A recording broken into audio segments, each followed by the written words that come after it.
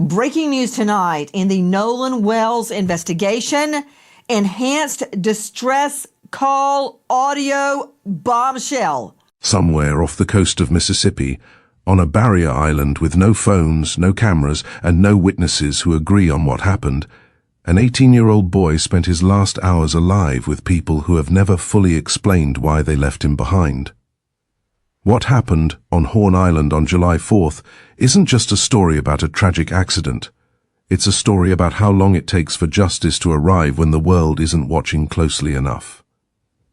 And if you watch this entire investigation and still walk away without making a choice about whether you care, you need to ask yourself what that says about how much you really believe every life deserves the same urgency. This is the case of Nolan Wells. The night before he disappeared, Nolan Wells cooked salmon for his family. That's the kind of detail that matters, not because it's evidence, because it's human. He was 18 years old, a multi-sport athlete at Ocean Springs High School who'd gone on to play football at Southwest Mississippi Community College. His mother, Christine Wansley, described him as the kind of son who showed up, who cooked dinner, who made plans, who had a future that everyone around him could see. On July 4th, he traveled by boat to Horn Island. It's a barrier island about 10 miles off Mississippi's Gulf Coast. No facilities, no staff, just sand and water, and the kind of isolation that makes you feel like you're the only person in the world. He went with a group of friends who'd been drinking since late morning. Friends who would later describe it as one last outing before summer ended. A celebration, a send-off. At some point that day, Nolan stayed behind. He'd been spending time with a young woman he met on the island. The rest of the group headed back to the mainland by boat. He never came home. A friend called the Coast Guard around 11 p.m. that night, worried Nolan hadn't returned. The sheriff's office didn't request Coast Guard assistance until around noon the next day. 13 hours, that's the first number that should stop you cold. 13 hours between a worried call and official action. Now, before we go any further, I need to tell you something. This story isn't going to be easy to hear, and if you're the kind of person who watches tragedies unfold from a distance and then scrolls past without asking what you owe the people involved, you might want to check yourself right now, because stories like this don't continue to be told unless people like you choose to care. Not just with your attention, but with your commitment. The families who lose someone like Nolan don't get to scroll past. They have to live with the unanswered questions every single day. So if you're going to invest your time in this story, invest all the way, because that's what the dead deserve. That's what the families deserve, and that's what it means to be part of a community that refuses to look away. Nolan's body was found in the water off the island's northwestern tip 2 mornings later. His mother, Christine Wansley, had been posting online pleading for help the night he went missing. After his body was found, she said something that should have broken everyone who heard it. She said this wasn't how she'd wanted the world to meet her son. Think about that for a moment. A mother's worst nightmare isn't just losing her child, it's losing him in a way that makes his name synonymous with tragedy. It's knowing that the world will remember him not for the salmon he cooked, not for the football games he played, not for the future he was building, but for the way he died. That's the weight these families carry, and the least we can do is make sure their story reaches as far as it deserves. A friend who was on the trip, Traston Shepherd, has said publicly that he believes the truth will come out either way, whether that means someone hurt Nolan or it turns out to have been a tragic accident. As of this recording, the cause of death still hasn't been determined, and no one has been arrested. Day 11, and there has still been no arrest. To me, that is unacceptable. Let me introduce you to someone who's been watching this case just as closely as we have. Carlos Moore is a civil rights attorney, a former Mississippi municipal judge, and a current congressional candidate in Georgia's 13th district. He's been posting nightly updates since Nolan disappeared, and his frustration is palpable. "It's day 11, Moore said. You've been slow long enough. You need to do your job expeditiously." Now, Sheriff John Ledbetter has since said his office has interviewed more than 60 witnesses, including the 3 friends who were on the boat with Nolan that day. He said the FBI's role is examining digital evidence and that their involvement isn't unusual. Since Horn Island itself is federal land, his office regularly works with the FBI. He's maintained that his team is being diligent, gathering facts rather than working to a timetable. But here's the thing about diligence. It can look an awful lot like delay when you're the family waiting for answers. Moore acknowledged the FBI's involvement as a step in the right direction. "I am man enough to tell you when you're doing something right," he said. "But when you're doing something wrong, I'm going to tell you that as well." The question Moore kept returning to is one that should concern every single person watching this video. Why did it take 9 days for the FBI to get involved? 9 days while a family waited. 9 days while evidence could have been lost. 9 days while memories faded and stories shifted. You're part of this now. You're watching. You're listening. You're forming opinions, and that means you have a responsibility to see this through. Because the only way cases like this get the attention they deserve is if people refuse to let them go cold. So here's what I need you to do. If this story is landing with you, if you feel that frustration building in your chest the way it's building in mine, then you already know what you need to do next. There's a reason we're all here together. There's a reason you clicked on this video. And there's a reason you're still watching. Don't let that investment be for nothing. Make sure you see the rest of this story. And make sure you're here when the next chapter unfolds. Moore also called out the district attorney, Angel Myers McRath, not because she wasn't doing anything, but because no one had heard from her at all. "We had not heard a peep from her all of last week," Moore said, "since the person had died. Now, to be fair, she has since met with Nolan's parents. She told them that once the investigation is complete, she'll present the findings to a grand jury, which would decide whether anyone should be indicted." But Moore has experience with this district attorney that makes him skeptical. Back in 2019, his cousin, Tucson Diamond Sims, was shot and killed by a Moss Point police officer while running away. Moore represented the family. The same district attorney now handling the Wells case presented that case to a grand jury too. No indictment came of it. Different case, different facts. But it's the personal history behind Moore's skepticism this time. And you can't blame him for wondering whether this is another case where the system moves slowly for some and quickly for others. "There's nothing to present to a grand jury if there's an accidental drowning," Moore said. "An accidental drowning under no suspicious circumstances would not require a presentation to a grand jury, and the DA could make that call herself. So evidently there is something not clean in the milk. Something not clean in the milk. That's a Mississippi expression, and it means exactly what you think it means.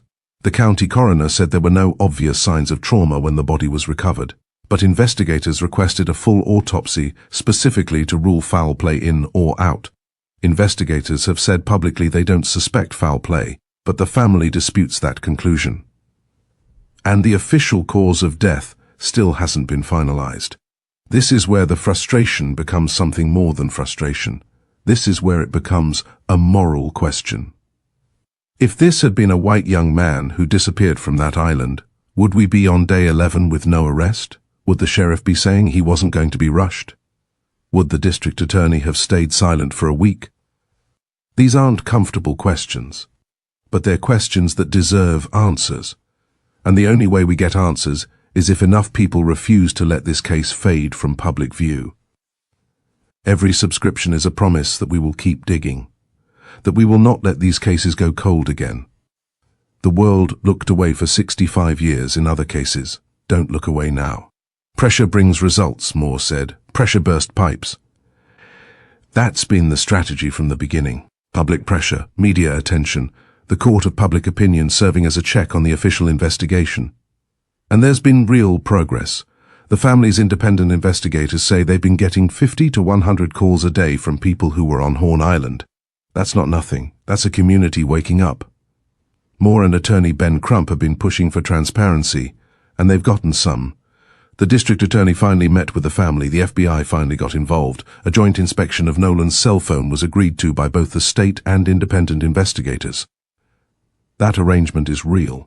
Crump's legal team and the district attorney's office agreed to inspect the phone together, with investigators from both sides examining it simultaneously. The family has said messages were missing when the phone was returned to them, after friends who were on the trip had held onto it. Crump has also said cell phone video shows some kind of argument on the island before Nolan disappeared, though witnesses disagree on whether Nolan was actually involved or whether it was even his voice on the recording. NBC News has since obtained audio of a distress call from the boat that left without Nolan. It was made to a private towing company around 4 p.m. on July 4th, roughly an hour after Nolan was last seen with the group. The boat had a bilge pump failure and was taking on water. Everyone aboard confirmed they were safe. It was eventually pulled from the water that evening.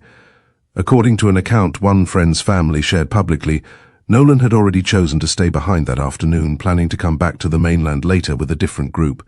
He never did, and what happened to that plan has never been explained. The audio doesn't answer what happened to him afterward, but it's the clearest documented account yet of his final hours. Authorities have said they believe he stayed behind voluntarily.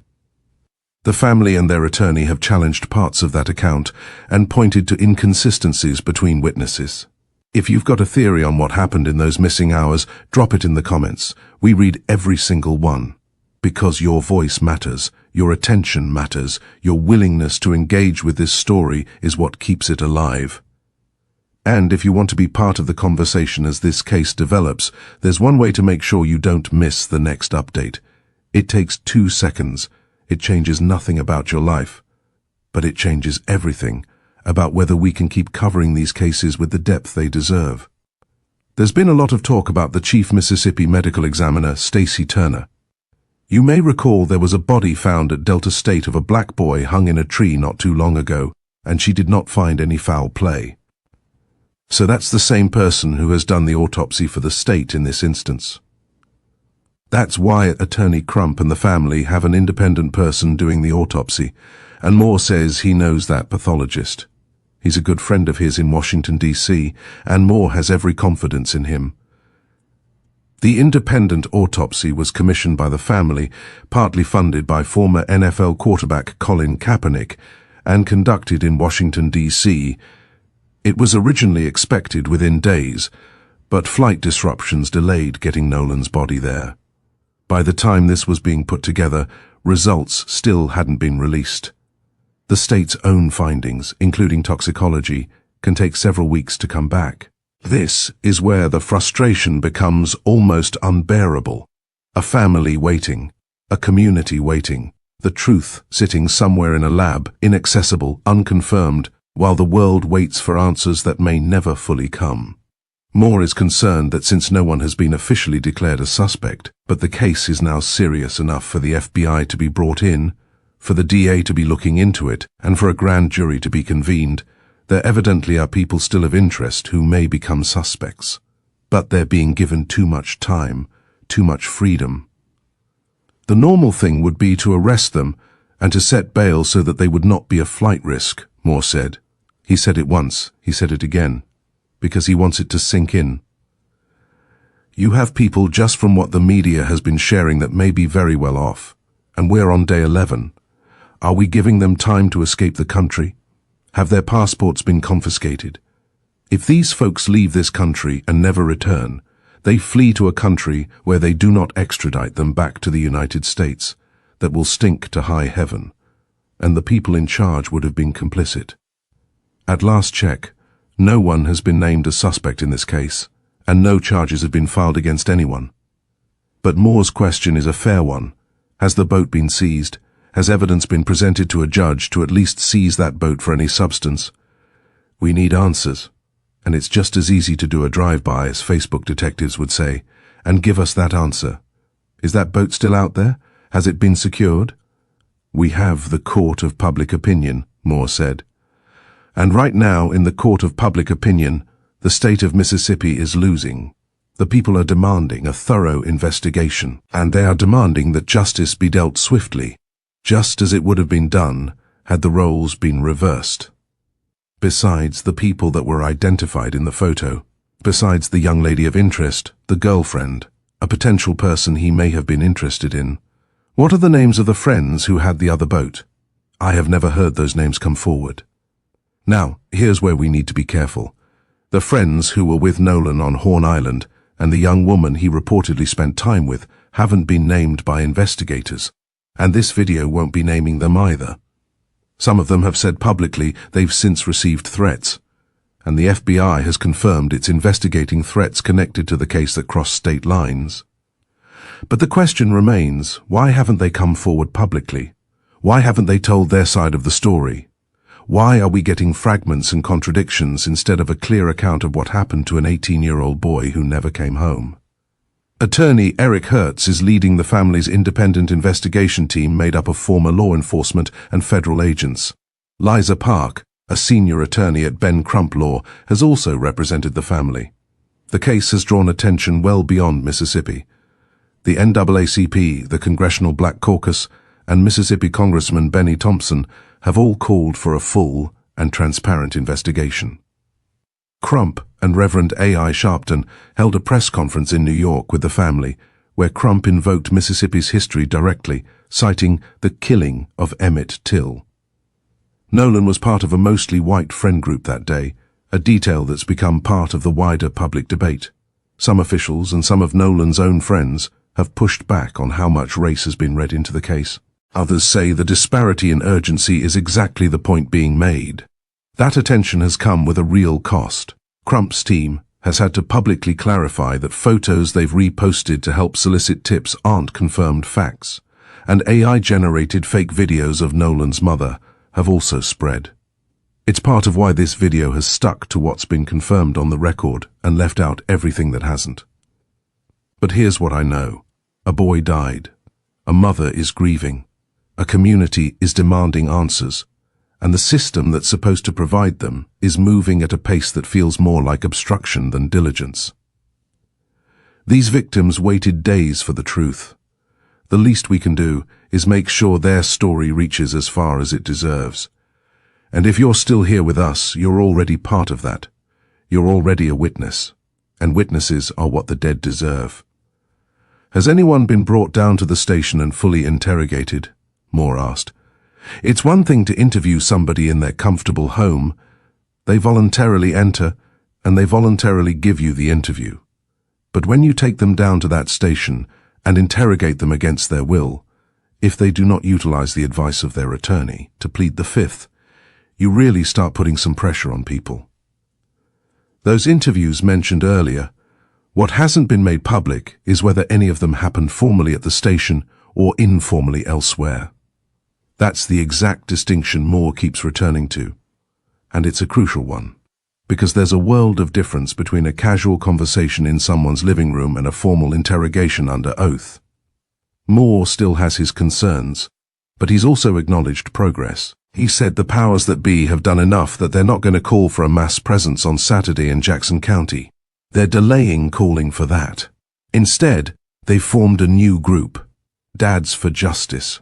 And because of the outcry from the ladies, they're also founding an auxiliary group, Mums for Justice. Because we are all concerned about our kids and their safety, Moore said. And if something deadly happens to them, we are concerned about getting justice. The Dads for Justice will be in Jackson County meeting on Sunday evening. They're having a private meeting, not announcing the location, just building a movement. And they're starting in Jackson County because of this Nolan Wells tragedy. That's where it occurred. But they're not going to stop there.